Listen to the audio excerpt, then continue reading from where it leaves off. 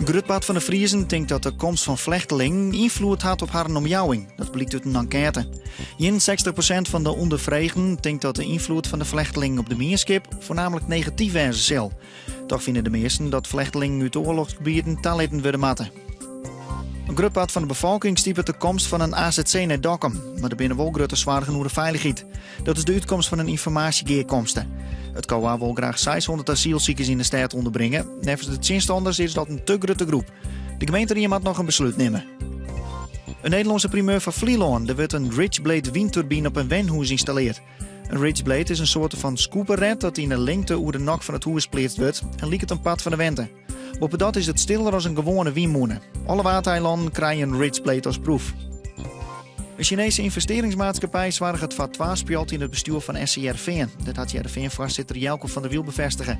Een pad wil in zee maar de Chinezen, die zeker 24 miljoen euro in de voetbalclub steken willen. Een hoop van het bestuur, onder oren van der Wiel, zocht het net zitten.